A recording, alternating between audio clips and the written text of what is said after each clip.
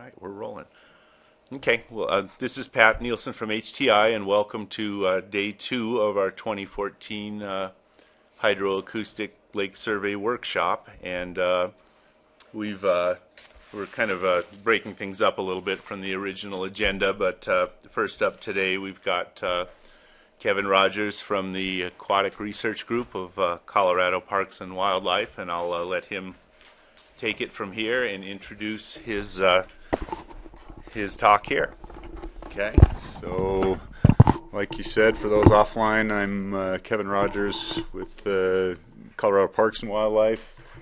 I'm actually the cutthroat trout researcher for the state, but have been involved with the sonar program for the last some 18 years. So, I know, kind of scary. So anyway, Pat asked to give an overview of kind of what we've been using sonar for in Colorado over the last couple of decades, and then kind of give an update on what the status of our program is now. And so we started, Pat Martinez is the one who started the program. He was our reservoir researcher at the time. And this was in 1993, he managed to convince the upper level folks that we needed to get involved with sonar as a sort of rapid assessment tool to try and evaluate our pelagic fish populations, lake trout and kokanee. So he was half-time working with big reservoir stuff and half-time working with endangered fish issues in our big rivers, but so he's kind of strapped for time and figured the hydroacoustic stuff would be a way to, let him get a lot of data for a minimal amount of effort. So he did a good job selling the idea to our upper level folks, and as a what did he always call it, a tested and proven methodology for gathering that kind of data. And the tested and proven part was kind of on shaky ground when our unit showed up in 1994 with a serial number of 1 on it. So it turns out it was HTI's first unit. But actually it served us well. That we've had that unit now for 20 years, and it's still our main unit for all our big reservoir work. We do have a 241 as well that we use for some of the high lake stuff that I'll talk a bit about. But that is still our primary unit. The initial work was basically on a half-dozen reservoirs, these lake trout kokanee fisheries that were highly controversial, Granby and Blue Mesa Reservoir, and then some smaller ones as well. These were the survey designs that Pat had selected. And the challenge at that time is they didn't have Echoscape or anything else, so to process the tapes you had to actually play them back, and so it took the same amount of time to play the tapes back as it did to acquire the data in the first place. And that would have been fine if it didn't crash all the time, but what would happen is it'd get halfway through and crash and you'd have to restart. So it was a pretty rough setup. Certainly Echoscape is awesome, but because of that, it just took way too long to analyze the data, and so Pat didn't have the time.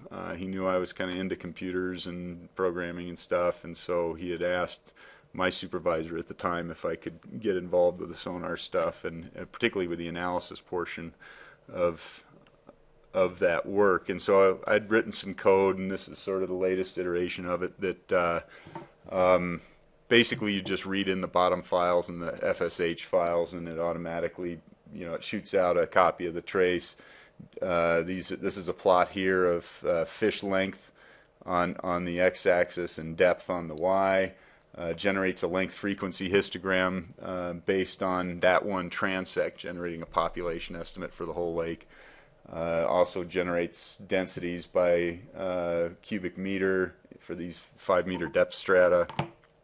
So a bunch of different stuff, and really sped up the process. So now, you can analyze even our bigger reservoirs in a half day with the downlooking stuff pretty easily. What did you write? It's in a programming environment called LabVIEW, and so we talked about making it more portable so that the rest of you guys could use it. But it sounds like you have these different queries and stuff that are pretty canned already and work pretty well. But I'd like to revisit it, especially now with Echoscape spitting out those MFS files that have UTM coordinates. Because I think the best way now, historically, when you went to process the data, since we didn't have Echoscape, you couldn't look. You couldn't look at your files and kind of see which fish had been tracked or any of that stuff, and so it made sense to just pull the files that were coming out of the processor. Now I think the best way to analyze it is to bring it into Echoscape, make sure it's tracking the stuff you want it to be tracking, and then spit out an MFS file, which you could then bring into this and run the sort of lake-wide numbers. One of the really handy things about this is all our lake parameters are hardwired, so we've got the bathymetry for Williams Fork Reservoir, in this case, hardwired, so you just need to click on this, and it's a drop-down list of all our reservoirs, and then you add in the year, that brings in the calibration parameters, and then it does everything automatically. So definitely speeds up the process. So anyway, early on, this was our setup. We just pack up the gear in these 4 boxes, throw them on the boat, and it was just a 16-foot Lumacraft that we started with and did the first 10 years of surveys with that thing. At most, you could fit 3 people in the boat with a tarp over the gear. But it served our purpose. Again, we were looking primarily at these half-dozen reservoirs, wanting to track kokanee populations, and it did a great job. So this pink line is our sonar numbers, the green line is the creel survey numbers, and you can see they track really closely. The difference is that the kokanee numbers we got in one night. The creel numbers cost us about $30,000 a year, and it was a summer-long project. So actually, we were, it fulfilled Pat's hope that it would be this rapid assessment tool, and in fact, in 2009, we did away with the creel survey because it was,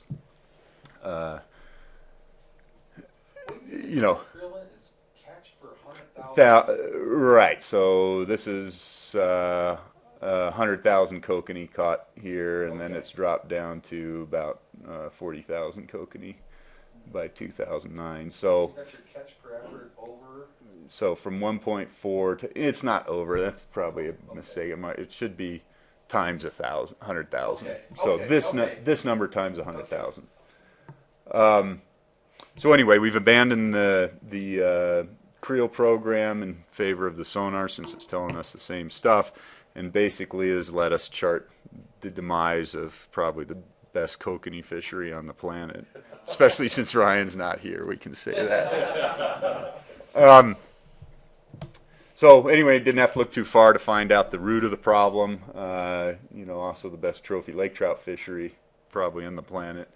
But the problem is these guys, even though there were plenty of them, they're just hard to feed if you're trying to support a kokanee brood stock. So as you might imagine, when we start looking at management options to control these guys, the public gets really upset. So we had to have good hard data to demonstrate that, look, we have no other recourse, and that, like we talked about yesterday, in order to have these fish, you have to have a robust kokanee population because you don't get fish with that girth without them. But armed with the sonar data, we've been able to change regulations pretty dramatically. You've got an 8-fish limit, and actually do mechanical removal on fish under 34 inches down there as well. And people aren't happy about it, but again, we've got the data to show that that's what needs to be done.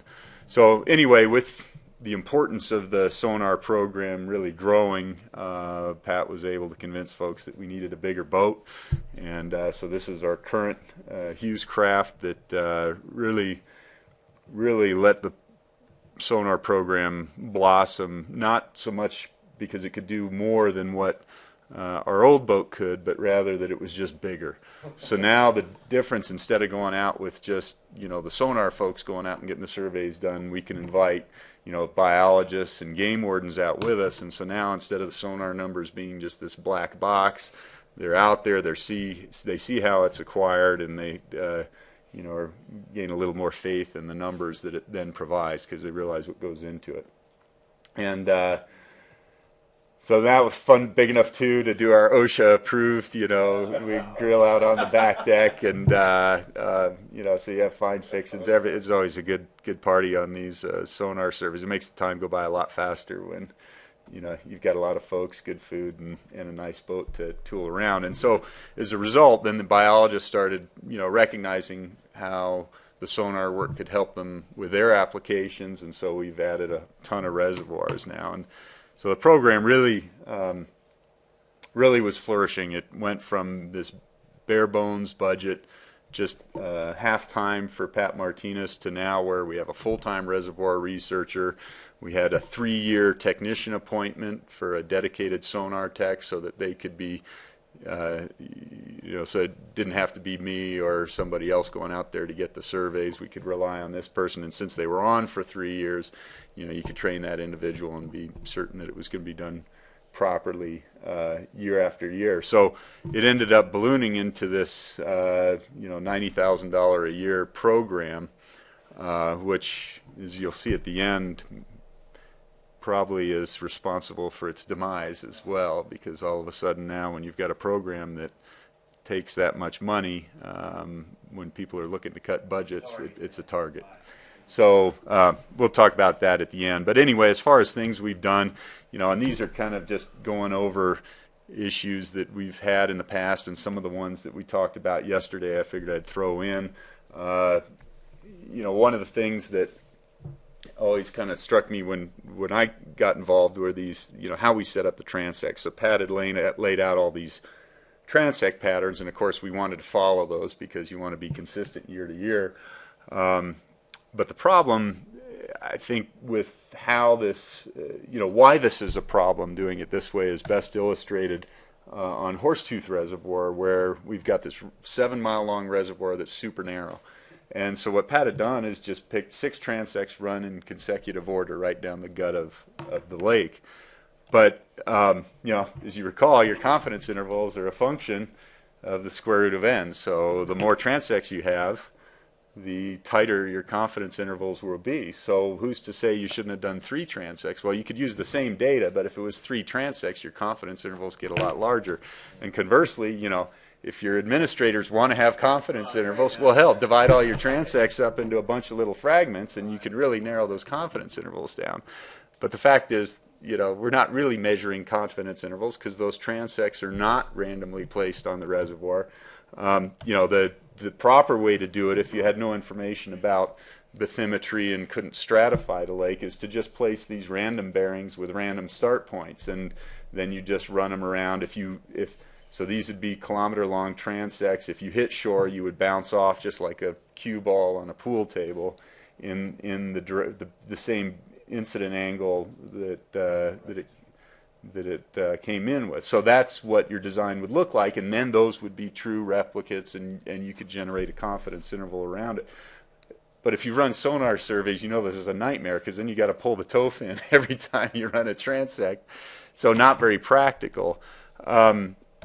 I think with our existing design, you can probably, we can get away with doing that. We just have to change the way we interpret that data. Instead of being a population estimate, what you're getting is an index. I mean, this is no different than setting 10 gill nets out there. And if you treat them as 10 gill nets, like this one's over by the dam, transect 5, this one's always loaded with kokanee, it's deep water. So instead of comparing the whole estimate year to year, compare this gill net every year to transect 5 every year. And if you do that for each of these transects, you can just you can tell if you can test to see if you have, say, a declining slope for each of those transects. And if all 10 transects have declining slopes, you're pretty certain your population is declining. So again, just interpreting them as gill nets. With gill nets, we don't make any. We all know that we're not getting a population estimate. We're just hoping it's an index that kind of tells us something about the population. Obviously, if you're starting to do the stuff like you're doing on Buffalo Bill Reservoir, where you've got 60 transects and they're stacked in there tight, you can feel a lot more confident that you're, in fact, sampling, the population there. And so then when you do those randomization methods, you're more likely to get, I mean, that's great doing what you're doing there to get some robust answers. So we brought up the pole mount versus toe fin yesterday. We'd done some work with that as well. We historically had used a pole off the front of our boat. You know, as you get rough, the boat starts rocking, potentially causes problems, so we went with a toe fin as well. Same setup that Scott has. Kind of some of the results are a little counterintuitive. I mean, first off, if you look at the number of echoes per fish, in fact, with a shaft, we did get fewer echoes per fish than the toe fin, which kind of makes sense. If the boat's rocking, maybe you miss a target on a ping on either end that you would pick up with a toe fin. And as a result, if you're missing those outside pings on that fish, your average target strength is actually higher nominally than with the toe fin, which is kind of interesting. And these are, you know, more pilot experiments. I wouldn't, you know, just kind of stuff that if you know, you are playing around with the data more, something that may warrant further investigation. But kind of interesting. If you look at the standard deviation around target strengths, as you'd expect, the shaft is slightly higher because it's moving back and forth, so sounder's having trouble honing in on target strengths. What I thought was surprising is that, so if you look at the standard deviation under calm conditions, indeed, the shaft has higher standard deviation, just minor rocking, than the toe fin. But if you really rock the boat, so we had Stev up front, you know, rocking, you know, really exacerbating the problem, like it would be in high seas or whatever you were calling. In that situation, your target strength actually drops for the shaft. And again, that's because you're dropping out targets on the edge. So the only pings you're picking up are the ones dead center that are stronger.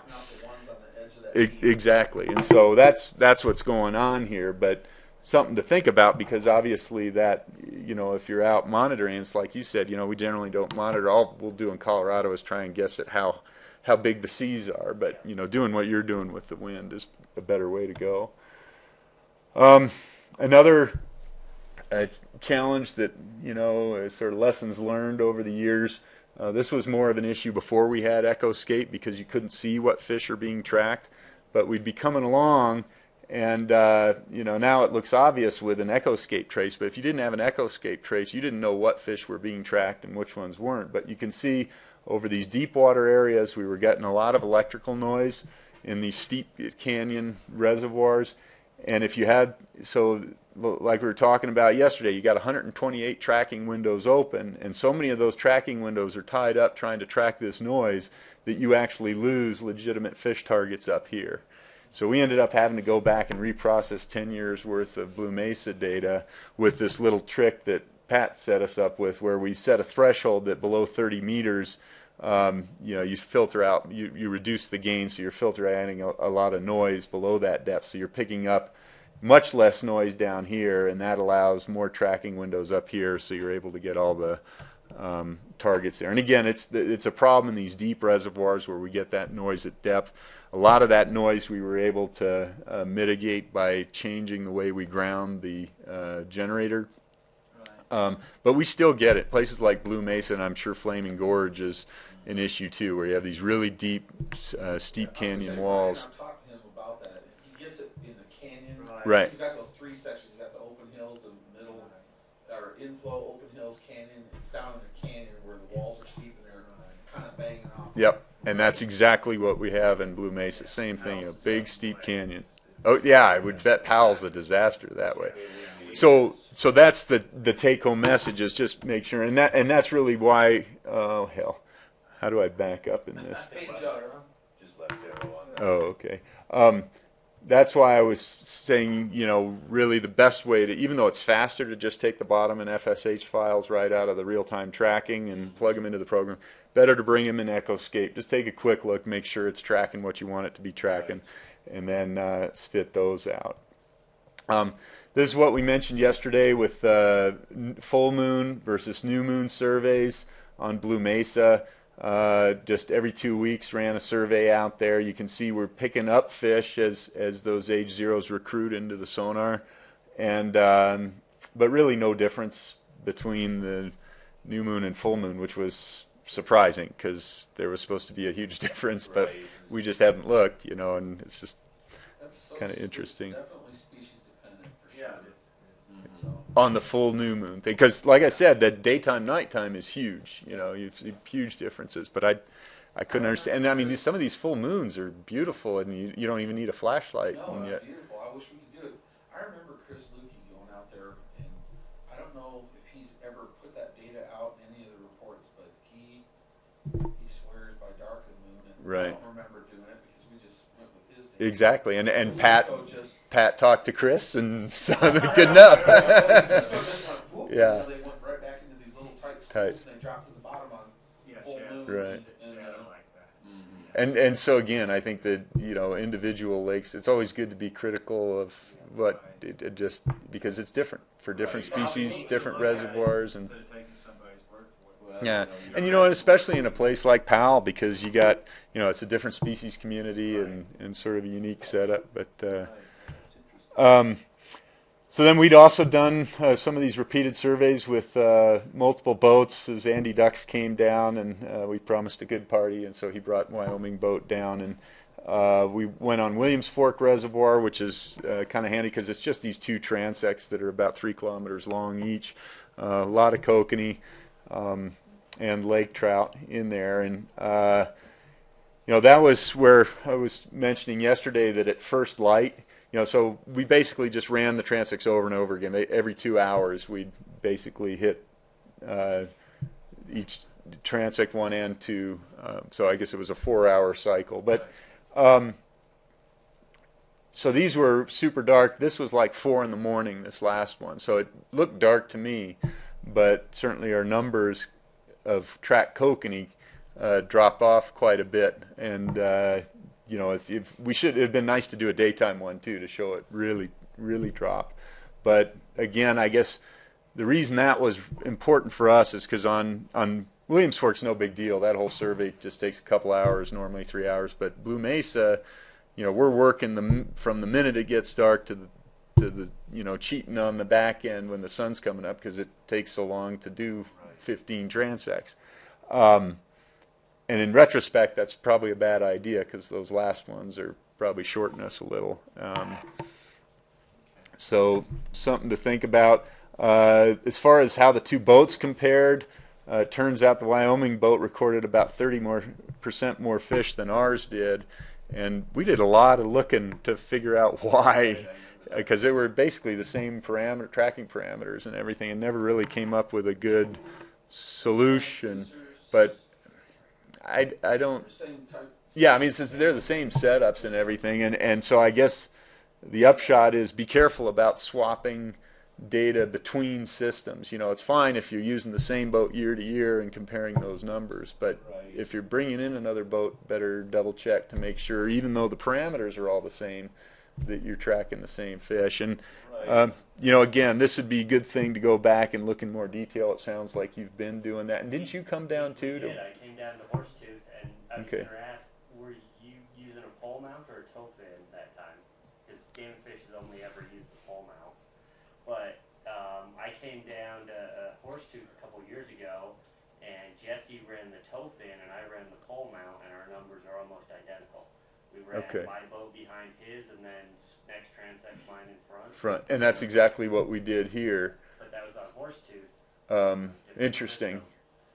Well, that's encouraging because that's actually the same system that Andy ran here. So you could just blame Andy for not being. I'll have to give him a call. Well, it might be interesting too on that one. I seem to remember we looked at this a meeting or two ago, and we're looking at some sphere results and trying to see if we really had that benchmark. And I seem to recall, I don't have the data right in front of me, that there were a couple of dB difference in what was spec'ing on, The other and that question. the one that the Wyoming, or basically the sensitivity, the smallest fish, if you kind of looked at Was it, kind of the- looked at it the was. length I think you're distribution right. or Yeah, you're clipping. So there may have been some small scale stuff on the calibration small fish. differences that might. I think that was for the other transect, the transect 1, where we Might were have seeing been. difference in the small stuff. But certainly- My other question is, do Boy, it probably would. I'd We have to an look on the anomaly computer. in all of our 2007 data. Interesting. The calibration was correct. The field calibration, the sphere test was correct, but every water Andy sampled that year was 50 to 200% higher, or 50 to 100% higher population estimates just across the board. So we've kind of, and I looked back at it and I can't figure out why that might be, but we kind of wiped our 07 data out. I should look at that again, because yeah, and again, that's typically if you've been doing sphere tests, track that through, make sure you're. Boy, that it would have been about that time. I think. I'll look. Some of the stuff you looked at the Right. field, or the lab calibration. Yeah, that all checked sphere out, tests and everything unless, was good. because really it would be tracking parameters for calibration, you Yeah. would think, Yeah. unless there's just, you're running the same lines and you were pretty much. And I went Yeah, back front to and back. post-processed it with standard methods. I actually ended up doing that for a lot of our data, and it brought those pop estimates down a little bit, but they're still Still high. as much as double other years. Well, when I get done, I'll check on that computer because it would have been around that time. Go But back a slide or two. I just one. Let's see. Keep going. On that one, or no, it might have been earlier, I guess. Anyways, when you were talking about the population estimates from one to the other, and that's why that was another good point that you had brought up earlier, to quit combining these transects and treating them as a population estimate with this confidence interval. Like you said, it's better to compare transect to transect, and we all do that. I mean, and Bear Lake, we're kind of a little bit different because each one is treated as a lake-wide estimate, so I think I can get away with that a little bit easier than in some of these. So when you're doing your estimates on some of these lakes and you have the zigzag, like say 6 transects, not each one is treated as a lake-wide estimate, or are they? they are, and then they're averaged in they some. are averaged. So it's kind of like the way you're doing. So it is. But you're right. I mean, we do the same thing. It's like, yeah, we all acknowledge that this is a problem, but that's the way Pat did it, and then we have to compare those numbers, and so we just keep doing it. Yeah. So, but anyway, that. Let's see. He called you kokanee fishery. It's Yeah, you're sucky right. fish. Yeah, I just made a point that Blue Mesa, still, despite being depressed, is still kicks for a Flaming Gorge ass, and, despite what your anglers think too. We got a lot of Colorado anglers on board. Yeah, a bunch of whiners. Let's send them this way. I keep telling them they're complaining the wrong guy. Yeah. I give them your number. Yeah.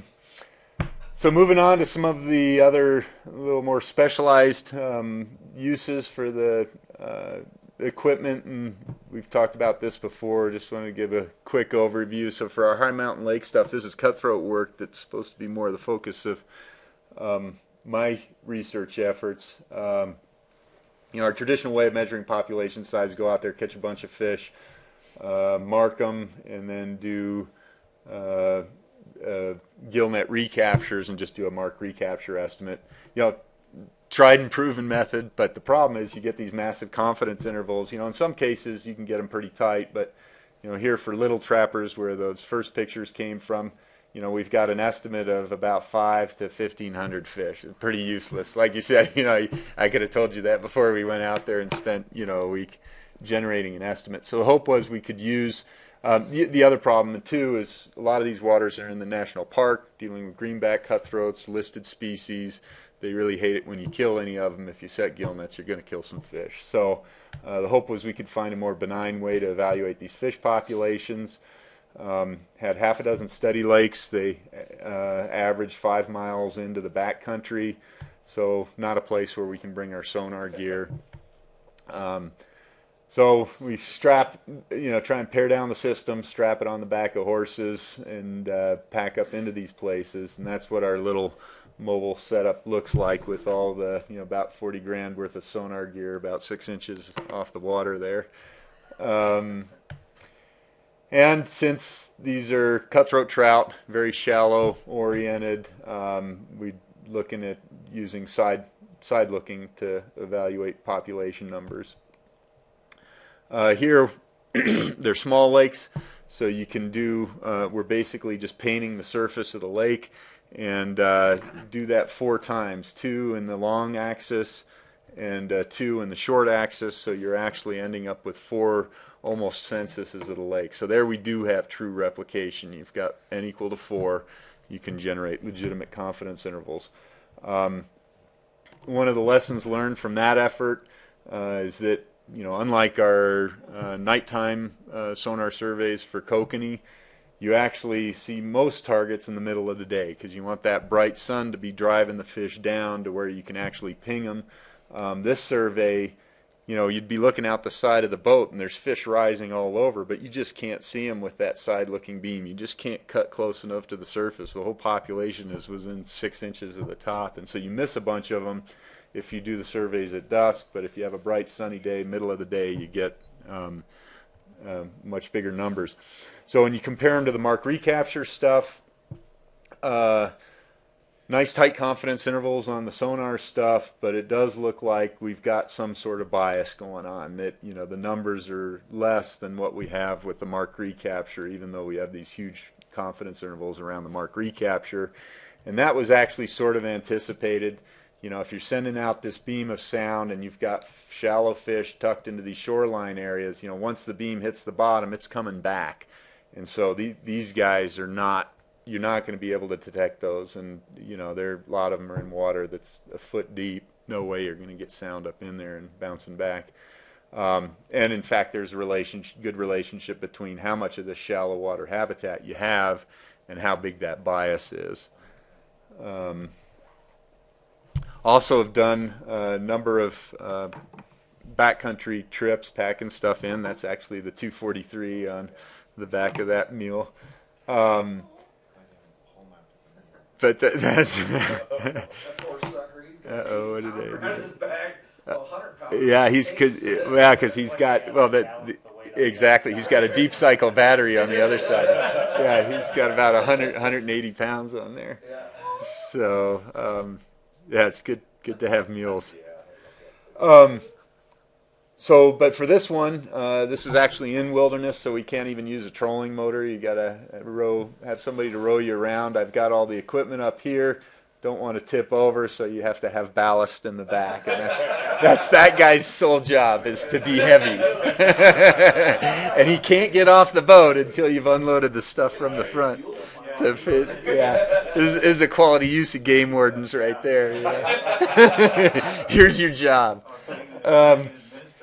So yeah.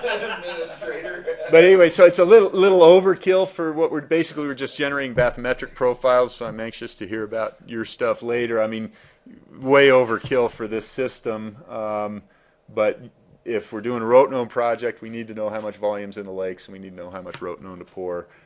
We actually do. Last winter, I got a new little Humminbird set up for $500 that now spits out GPS coordinates and depths, and way handier than this one. But this is what we've been using for the last decade. Another one we've talked about before is trying to predict the kokanee egg takes at our different feral spawn operations. This one really piqued my interest as a biologist because I was responsible for a couple of kokanee operations, this being one of them, Williams Fork Reservoir. Again, the fish run up this creek, but a really labor-intensive operation. So we don't have the infrastructure to catch these fish, so we've got to set up this weir at the bottom and then a fence at the top and try and keep these fences up even though they get packed full of ice. And so basically requires having somebody on site for 2 months to keep that screen clear. And then every week you got to round up this huge crew to basically chase all the fish down. We try and drive them with electricity into a seine, and then batch them up. We've got a little mobile spawn trailer there, and go ahead and bring the fish in.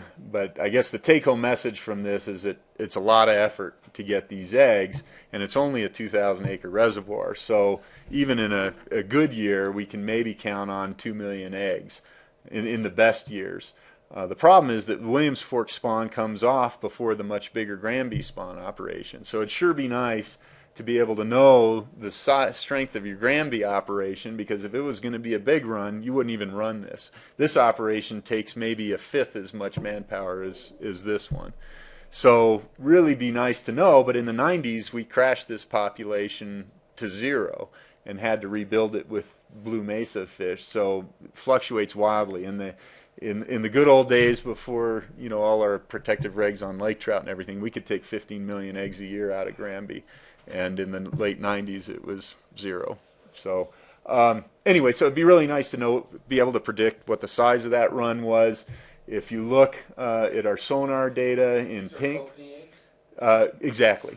Yeah, so if you look at the pink, which is your sonar data, and you look at the next year's egg take, yeah, it looks like there's a bit of a relationship there. Figured we could do better, though, particularly if you look at some of the transects. You see there's a bunch of fish up here on the thermocline and a bunch of targets down deep. And if you look at this depth profile, same thing. You got a cluster of fish here, cluster of fish deep. Couple that with some old research from the 60s on Granby that suggested, with their original sonar, comparison of sonar tapes. So I'm not sure, they must have hand-drawn this or something from their chart recorder. But the noteworthy thing is this is before lake trout were in the reservoir. You've got all these kokanee up high on the thermocline, nothing down deep. So that suggests that, and in fact, when we run nets on like Williams Fork Reservoir, if we have those floating nets like you've got, if they start touching bottom, we pick up a lot of lake trout. If they're in the water column, we get kokanee. So good reason to believe that indeed these fish are kokanee, these fish are lake trout. So if we go ahead and only look at the targets above 25 meters, we really tighten up that relationship, and so it lets us predict what we're going to do and then decide whether to run Williams Fork or not. And indeed, last year we didn't run Williams Fork because of this information. So that was a pretty handy use of, certainly the biologist there was pleased to forego 2 months worth of work when we told them, hey, you're not going to take more than 400,000 eggs, and by the way, Granby's going to be fine. So so you just generate your population estimate, run this red arrow, and decide how many million eggs you're going to get, and decide accordingly whether you want to run the operation.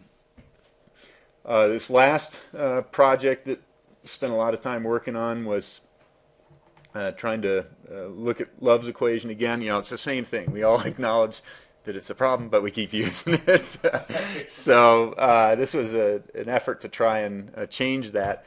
And really the driver was the work I was doing on Williams Fork Reservoir, where we, if you generate a length frequency, you see this bump at 35 centimeters. These are the spawners. When we set nets, these are the spawners. And yet when we measure them in the spawning run, they're all 50 and 45. So it's like, well, what, is this data from Flaming Gorge or something? I don't think so. So, and it's probably no surprise. I mean, the Love's equation was generated in the 70s on these half dozen fish that don't really look like kokanee. They were tethered fish. We shouldn't expect it to do a great job representing our fish. So we made a number of efforts to try and develop a new equation in concert with Harry Crockett here. So our first plan was to use the curtain of death, which, these vertical gill nets, and the deal was we'd either park on them, which didn't work, or we'd circle around the circle of death and ping a bunch of kokanee around it and then pull up the net and weigh and measure the fish in the net and get some idea. Well, as you might imagine, setting that thing up takes like an hour or two, and so we circled around it, and lo and behold, here's a fish. Oh, there he is again. It's the same fish as we circled the net. And so we spent the whole night circling the net and watched this one fish, and then pulled the net, and lo and behold, we caught a fish in the net. But that was a lot of effort for one data point. So we moved over to 11 Mile Reservoir, where we had higher densities of fish, and here we ran nets like you were talking about yesterday. So it's a standard gill net floating on the thermocline, and indeed we were able to catch some fish that way, get lengths and weights. So you end up with a length frequency distribution from circling around the nets, which gives sort of an interesting looking length frequency. And then you pull the nets and weigh and measure the fish and realize, there's kind of a hole here. It's like we're capturing these guys, but given the mesh sizes we're using, these are just cold water experimental nets, there's some selectivity going on here, it looks like. And we see the same thing on Williams Fork Reservoir. If you're circling around the nets, these are the distribution of target strengths you're getting. This is the distribution of the fish you're actually catching. So that was a sort of, a bit of an eye-opener. We always kind of assume our experimental nets are randomly sampling the water column. Well, maybe not. It became clear that doing this in the summer we tried jigging over a boat, but the problem is the boat's moving around and you can't target the fish well. So I thought that, look, if we had a nice stable platform where we could really ping the fish before we catch them, then catch them, that'd be the way to go. So ice fishing seemed the ticket.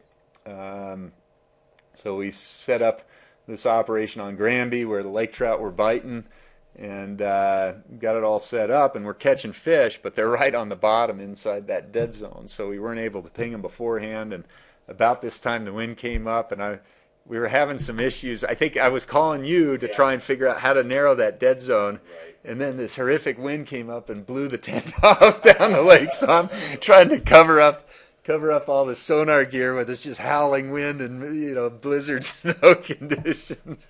That was pretty funny. So that's right. So that was funny. So we thought, okay, that's not going to work. We need suspended fish. And the word was there were suspended fish over on Green Mountain Reservoir, a mile from the parking lot. So it was quite the trudge over to the dam.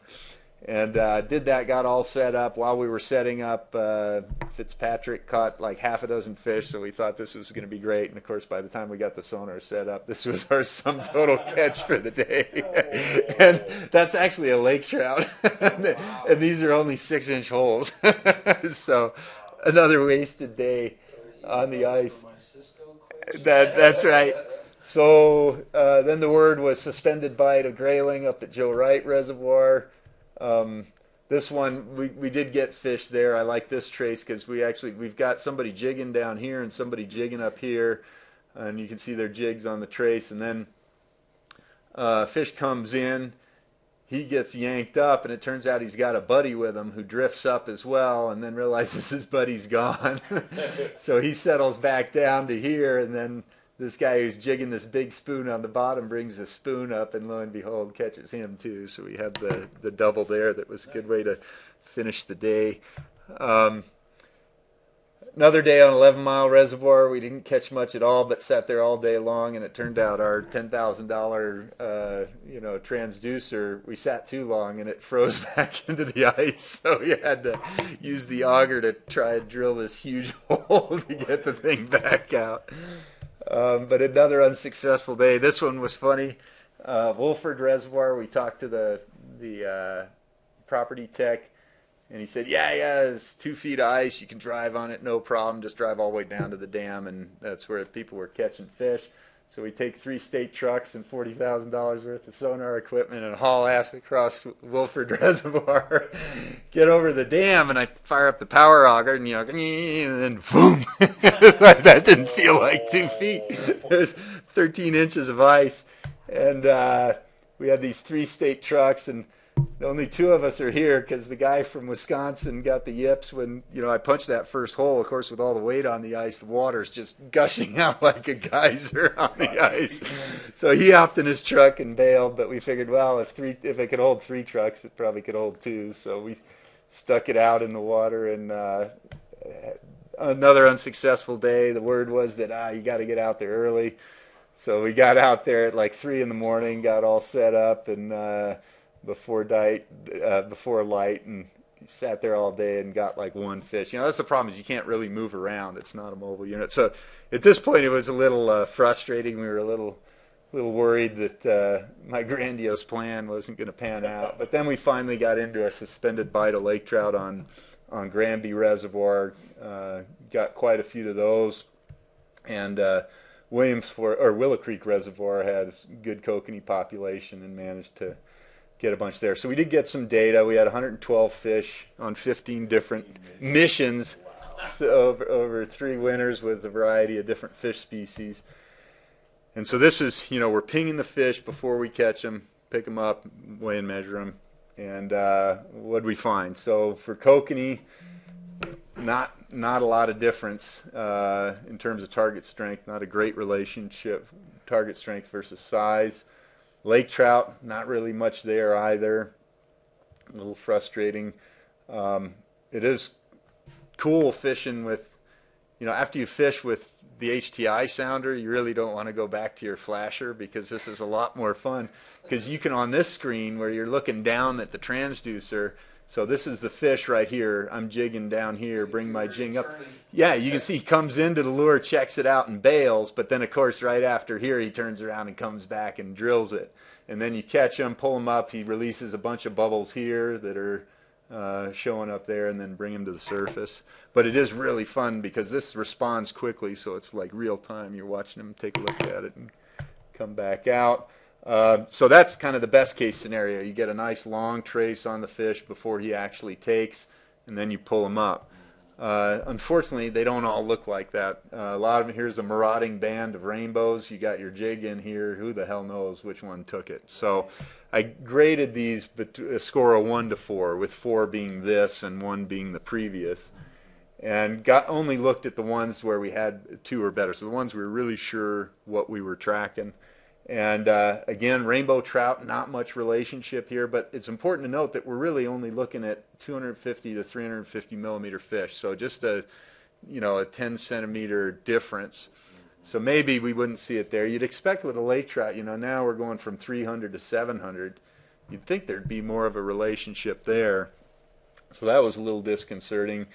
It wasn't until the following year went back out and we finally got into a pig that could actually drive our regression line. And so that one does indeed, he's big. And so then all of a sudden the rest of the lines start making the dots make a little more sense. But the bottom line is that if you took these lengths and calculated Love's equation target strength, or target strength based on Love's equation, they're a lot less. So bottom line is that everything is much larger than Love's would have suggested it was. If we look at kokanee, same thing. All our kokanee are a lot bigger than what Love's equation would suggest. And so we developed this rocket equation, the Rogers-Crockett equation. It's out of that catchy, and that does a better job, approximating what the fish are. So bottom line is that Love's substantially underestimates some on its size. Hooked fish show smaller target strengths. That was kind of cool that, if you monitor the fish before he comes in, once you hook him, his target strength just shrinks in half. And that's because once you hook him, he's whipping around and he's coming vertically oriented. So that was kind of interesting. As you'd expect, the standard deviations on those target strengths really increase when you hook him, because now he's whipping all over. What maybe wasn't expected is that those fish, as they're swimming in, show larger standard deviations in target strengths as well than our mobile surveys. So basically, when you're mobile surveying, you're just taking a snapshot of the fish as you're ripping over them. But even though you're in dorsal aspect, as the fish is swimming in, you get more variation on target strength. So key to get a lot more pings so that you can average across that. So that kind of brings up the end of the story, which I alluded to earlier. So the Division or Parks and Wildlife is going through these sort of budget crisis. We had this reserve fund that legislatures were worried was going to be a target for the state to try and take, so they ended up buying a lot of leases and easements on properties to try and spend down that reserve. Well, predictably, that reserve now is dwindling, and we're spending more than we're taking in with declining license revenues. And so they decided they needed to make a $10 million budget cut this year. And so they looked around the agency in places they could do that. It's sort of ironic because the research section doesn't use game cash funds. We've got federal aid. My money comes from our lottery system. but despite cutting only 5% of the rest of the programs in the agency, they cut 30% out of the research program. And so, like I mentioned, with a $90,000 price tag, this became a target, and so they decided to cut it. And the problem is, it wasn't just us deciding to cut it, it was the commission that said, yeah, okay, we're going to cut these programs. And so now we've been instructed, the boat will be parked. In the past, even when we didn't have money, it's like, well, I can go do that survey, you can do that one, and we'd at least cover the high priority ones. But now we can't have data from 2014. So the boat is parked, it will not be used, which is a real travesty because we've got 20-year data sets on these lakes. And what really kills me is guys like Dan Brow who live in Gunnison. He's charged with managing Blue Mesa Reservoir. I mean, he gets death threats and everything else down there. But the one thing he has to go on to manage the fishery is the sonar data. It's like, yeah, okay, you guys may fish out there a bunch, but, we've got this data to guide management. Well, now he doesn't even have that. So he's going to be trying to justify removal efforts for lake trout on Blue Mesa Reservoir with all these people calling commissioners and legislators and everything else saying we don't want those lake trout to go. And when they ask him to show him the data, he's not going to have any because they cut the creel program because of cost, and now he doesn't have any sonar numbers. So really the people that are getting screwed are the biologists that have adopted this stuff. And it was really the success of the program that kind of got everybody involved and bought into it. And now we've just kind of yanked the rug out from under them. And it's brutal for those guys that are really relying on this data. And hopefully, people will recognize that this is a problem, and maybe those lake trout anglers calling commissioners, and then the commissioners realizing, yeah, well, we don't have data because you cut that program, So did you lose would people add it back. when they totally annihilated this? No, so that was the alternative. It's like, so either we can cut this program or we're cutting positions, and if Now you got people, but not. so we got people, and so Jesse, our reservoir researcher, is doing other projects. He's got a lot of other things going on, so he's got plenty of work. But that 3-year technician, that 3-year period was up, so it's not renewed. So we don't have that person to go out and do the surveys. But again, it's like for Blue Mesa, for Dan Brow's benefit, I'd be happy to go down and do that survey for him. I mean, it'd take one night plus a day to analyze the data, and it would be huge for him. But we've been told by the commission that work's not going to happen, and so we can't show a 2014 data point. Yeah, it's just, so I don't know. You want to build these programs and hope that that's going to that people will see the value in them. But boy, got to be careful about making it a target. And in retrospect, we'd have been better off not getting that 3-year tech. And I don't know, or we just need to figure out a way to get upper level folks to recognize the value of this stuff, and hopefully they'll recognize that before it comes really critical for guys like Dan Brow or John Ewert, who manages Granby. Same sort of situation. Because we've got, just like you guys, we've got these vocal lake trout minority that are organized and loud and have connections with legislators. Are any of them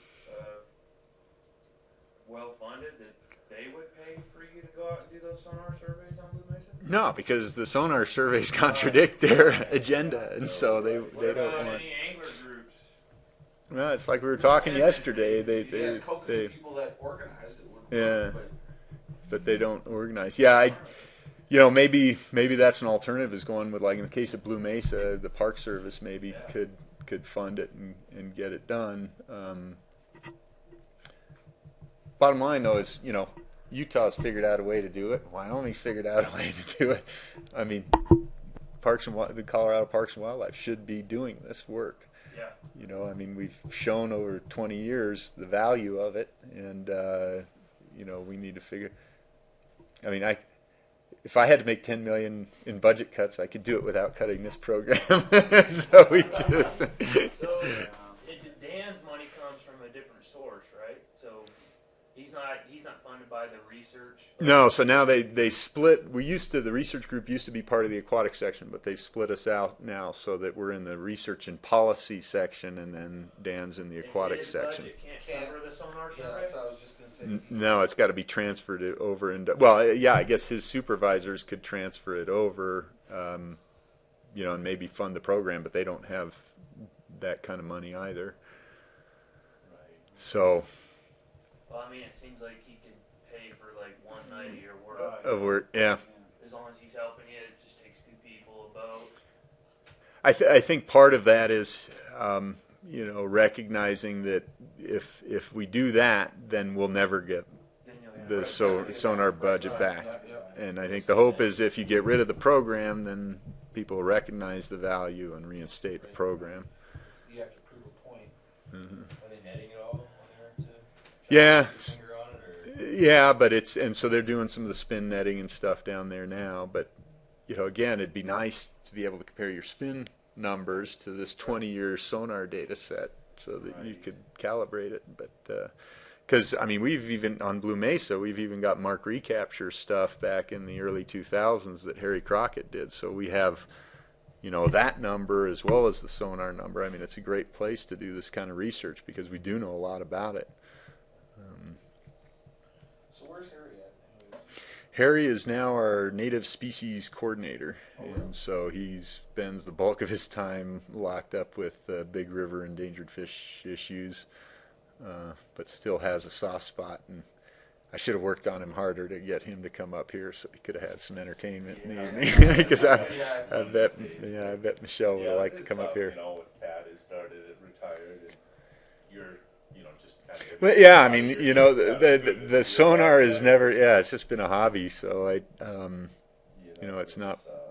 It is so much the people and the series because Mm-hmm. there's, a learning curve. So. Yeah, there is a learning curve, and that's the other thing that worries me is if this program sits stagnant for 2-3 years, nobody's going to remember how to use it, myself included. I know every year when I go back to analyze the year's data, it's like, who the hell wrote this software anyway? It's like, I have to write this detailed manual just so I can remember 10 months later. So anyway. Yeah.